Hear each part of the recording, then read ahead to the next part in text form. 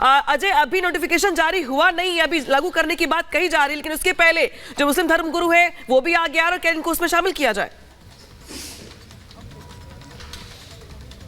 बिल्कुल, जो शिया धर्मगुरु है सैफ अब्बास, पूरी देश में दुनिया में उनका जो मत है करोड़ों की शिया तादाद के लोगों के लिए बेहद महत्व रखता है। उनकी बात को सुनते हैं। इसी कड़ी में जब रिपब्लिक भारत ने उनसे बात की तो उन्होंने ना केवल सीए कानून का समर्थन किया, एक कदम आगे बढ़कर बोला कि उनके देश में जो बाहर के लोग रहते हैं उनको हटाया जाए और दुनिया भर में खासतौर पर पाकिस्तान और अफगानिस्तान, क्योंकि भारत के पड़ोसी देश है, उनको लेकर विशेष महत्व है इस कानून का, तो वहां के जो शिया नागरिक है उनको जगह दी जाए। बात करने के लिए इस विषय में मेरे संग लखनऊ के तमाम लोग मौजूद हैं जो इस मुद्दे को देखते समझते जानते हैं। आप बताइए, सीए का कानून स्वागत करेंगे, उसका कैसे? हाँ, स्वागत करेंगे। क्या सोचते हैं भाई, सीए का कानून नागरिकता देने का कानून है, नागरिकता लेने का कानून नहीं है। जो हमारे अल्पसंख्यक भाई पाकिस्तान, अफगानिस्तान, बांग्लादेश या आसपास देशों में जो वहाँ से आप कैसे देखते हैं? ये कह रहे हैं कि कानून बढ़िया कानून है, आप समझते हैं ठीक है? हाँ, ठीक कानून है, ये लागू होना जरूरी है। क्या मिलेगा उससे? अरे भाई, जो लोग सीमाओं पे हैं, रह रहे हैं, उनको नागरिकता मिल जाएगी और रहेंगे, भगाए नहीं जाएंगे। शिया धर्मगुरु है लखनऊ के, वो बात कह रहे हैं करते हुए कि बिल्कुल कानून को लाया जाए और शियाओं को भी इसमें जगह दी जाए। लगता है कि उनके संग भी अत्याचार होता है पाकिस्तान अफगानिस्तान में? भाई, दोहरा चरित्र तो पाकिस्तान अपनाता ही है, तो जान ही रहे हैं आप। भाई, वो सिया मुल्क तो है नहीं पाकिस्तान, दोहरा चरित्र तो उनका ही है भाई। इसे ये ईरान से उनकी तनातनी हमेशा रहती है। तो तक की विषय पे जोड़, हाँ, ईरान तक की विषय क्यों नहीं जोड़ा जाएगा? वो मांग कर रहे हैं। अगर आप बताइए कैसे देखते हैं कानून को? ये कानून आएगा, पिछली बार तो बड़ा उपद्रव हुआ था, चर्चा मात्र से, इस बार लग रहा है शांति रहेगी?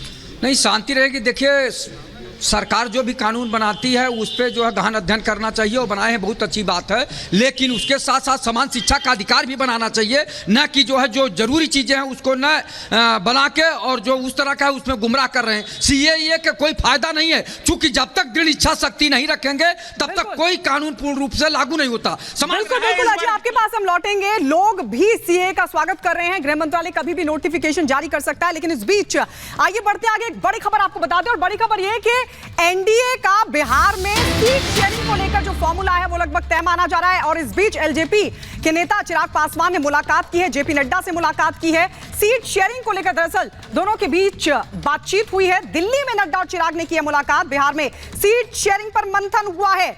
हालांकि सीट शेयरिंग का जो फॉर्मूला है वो तकरीबन तय है, लेकिन चाचा और भतीजे की लड़ाई में ऐसा लग रहा है कि बात कहीं अटकी हुई है और इसीलिए जेपी नड्डा के साथ चिराग पासवान ने मुलाकात की है। दोनों के बीच बातचीत हुई है, दोनों के बीच दिल्ली में मंथन हुआ है और यह माना जा रहा है कि लगभग तय है फॉर्मूला सीट शेयरिंग का। तो चुनावी मौसम में लोकसभा चुनाव का ऐलान कभी भी हो सकता है। ऐसे में अगर बात की जाए तो जिस तरीके से पीएम मोदी ने इस बार एनडीए 400 पार का नारा दिया है, पीएम के इस मिशन के लिए बिहार अहम रोल अदा करने वाला है। बिहार में लोकसभा की 40 सीटें हैं और गठबंधन में करीब 6 पार्टियां शामिल हैं, जिनके बीच सीट शेयरिंग एक अहम मुद्दा भी है। इसी को लेकर जेपी नड्डा और चिराग पासवान की एक मीटिंग हुई है। इस बैठक के बाद माना दरअसल जा रहा है कि बिहार एनडीए में सीट शेयरिंग पर फाइनल मुहर लगने वाली है। रिपोर्ट देखिए और समझिए।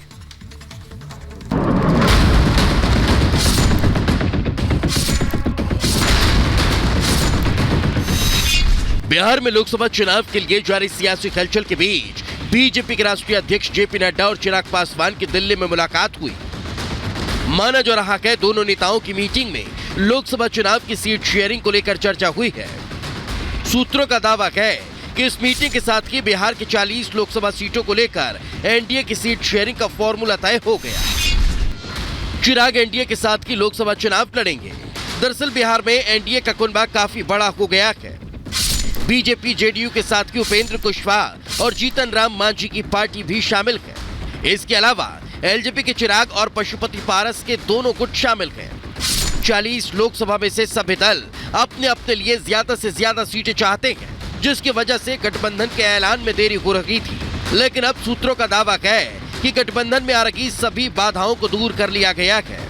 माना जा रहा है कि चिराग और पारस दोनों को बीजेपी ने मना लिया है। सूत्रों का दावा है बीजेपी 20 से 22 सीटों पर लोकसभा चुनाव लड़ सकती है। जेडीयू 12 से 14 सीटों पर चुनाव लड़ सकती है। चिराग और पारस दोनों को 3-3 सीटें दी जा सकती है। कुशवाहा मांझी को भी एक एक सीट दी जा सकती है।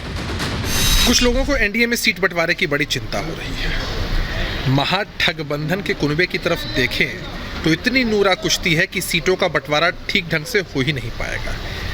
अगर बात करें एनडीए के कुनबे की तो सभी पार्टियां इंटैक्ट है और सही समय पर न सिर्फ सीटों का बंटवारा होगा बल्कि प्रत्याशी भी अनाउंस हो जाएंगे और इसका नतीजा चुनाव में देखने को मिलेगा जब जनता 40 में से 40 सीटें एनडीए के कुनबे को जिता देगी। गठबंधन के दलों को दी जाने वाली लोकसभा सीटों की संख्या में थोड़ा बहुत फेरबदल भी संभव है, जिससे से ज्यादा सीटों पर एनडीए को मजबूत प्रत्याशी मिल सके। दरअसल एनडीए में ज्यादा पेच चाचा भतीजे को लेकर ही है। आपको बता दें कि रामविलास पासवान की एलजेपी में दो फाड़ हो गया है। चिराग और पारस दोनों अपनी एलजेपी को असली बता रखे हैं। दोनों गुट पिछली बार जीती 6 सीटों पर दावा ठोक रखे। चिराग चाचा पारस की सीट हाजीपुर से लड़ना चाहते हैं, लेकिन बीजेपी ने एलजेपी के दोनों गुटों को साथ लिया। दोनों गुटों के खाते में 2-2 या 3-3 लोकसभा सीटें आ सकती हैं। एनडीए में सीट शेयरिंग कोई समस्या नहीं है। उद्देश्य एक है, भारत के यशस्वी प्रधानमंत्री आदरणीय नरेंद्र भाई मोदी को पुनः प्रधानमंत्री बनाना। इसलिए भारतीय जनता पार्टी के साथ साथ सारे घटक दल एक उद्देश्य को लेकर के चल रहे हैं और सीट शेयरिंग कोई समस्या ही नहीं है। समय रहते सीट शेयरिंग भी होगा, सबके दिल मिले हुए हैं, इसलिए कहीं कोई समस्या नहीं है। आपको बता दें कि चिराग के चाचा पशुपति पारस पहले ही कह चुके हैं कि उन्हें बीजेपी नेतृत्व पर पूरा भरोसा है कि उन्हें सीटों के बंटवारे में उनका पूरा हक मिलेगा। एनडीए में सीट बंटवारे में फंसे पेच के बाद आरजेडी ने चिराग पासवान को महागठबंधन में आने का न्योता दिया था, लेकिन अब जेपी नड्डा से मुलाकात के बाद माना जा रहा है कि चिराग पासवान एनडीए में ही रहेंगे। सूत्रों का कहना है कि बीजेपी ने चिराग को पूरा सम्मान देने का वादा किया है। बिहार में लोकसभा की 40 सीटें हैं। साल 2019 में हुए लोकसभा चुनाव में एनडीए ने 39 सीटों पर जीत हासिल की थी। इस बार मोदी के मिशन 400 के तहत एनडीए बिहार की सभी 40 सीटों पर भगवा लहराना चाहती है। Bureau report, Republic Bharat. आपको बता दें लोकसभा चुनाव की तारीखों का ऐलान कभी भी हो सकता है और इसी कड़ी में बीजेपी लगातार उम्मीदवारों के नामों पर मंथन करिए। मध्य प्रदेश में 5 उम्मीदवारों के नाम पर मंथन किया गया। वो 5 सीटें जिनमें से एक छिंदवाड़ा की बताई जा रही है, जहां पर कांग्रेस के इकलौते सांसद नकुल नाथ हैं और छिंदवाड़ा में माना जाता है कि कांग्रेस का मजबूत किला है कमलनाथ। और आपको बता दें छिंदवाड़ा सीट को जीतने को लेकर ही रणनीति बनी है। यह बताया जा रहा है कि 5 सीटों पर उम्मीदवारों पर मंथन हुआ है। मध्य प्रदेश में बीजेपी उम्मीदवारों पर मंथन लगातार कर रही है और छिंदवाड़ा सीट को किस तरीके से जीता जाए उसकी रणनीति बनाई जा रही है। मजबूत उम्मीदवार के नाम पर चर्चा, इंदौर उज्जैन के उम्मीदवार पर भी चर्चा की गई। और सीधे रुक करते ग्राउंड जीरो पे वैसा जुड़ के सहयोगी सत्यविजय देखिए 5 सीटें ऐसी जिसको लेकर लगातार मंथन का दौर जारी है। अगर बात की जाए छिंदवाड़ा की या बाकी अन्य इलाकों की तो यहां पर कुछ इलाके ऐसे भी हैं जहां पे कांग्रेस का प्रभुत्व रहा है, वहां पे कांग्रेस की सीटें निकलती रही इस बार। लेकिन जो मंथन किया जा रहा है, क्या माना जाए कि चुनौतियां कौन सी पेश आ रही है और कौन कौन से नाम ऐसे जो चर्चा में चल रहे हैं? जी हाँ, बिल्कुल। देखिए पीएम मोदी ने जिस तरह से नारा दिया है कि इस बार 400 पार, और इसी कड़ी में मध्य प्रदेश में पहले ही जो लिस्ट आई, जो पहली बीजेपी की उम्मीदवारों की लिस्ट आई, उसमें मध्य प्रदेश के 24 प्रत्याशी थे।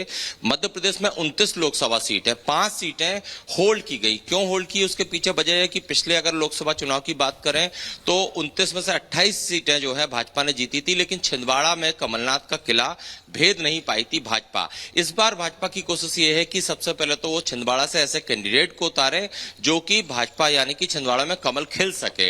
और एक सियासी उठापटक या कहना चाहिए सियासी जो चर्चा ये भी है कि चूंकि पहले कुछ दिन पहले कमलनाथ और नकुलनाथ के भाजपा में आने की अटकलें चली थी, तो एक बैकअप के तौर पर कहना चाहिए या फिर एक गुंजाइश बीजेपी छोड़ दी कि अगर ऐसा कुछ नकुलनाथ को लेकर अगर कमलनाथ सोच रहे हैं तो शायद इसलिए भी इस सीट को होल्ड किया है। अगर दूसरी बाकी सीटों की बात की जाए तो देखिए इंदौर सीट से महिला कैंडिडेट की तलाश है। कैलाश विजयवर्गीय खुद ये एक सार्वजनिक मंच से कह चुके हैं कि शंकर ललवानी का टिकट जो है कट रहा है और एक महिला को टिकट दिया जाना है और ऐसी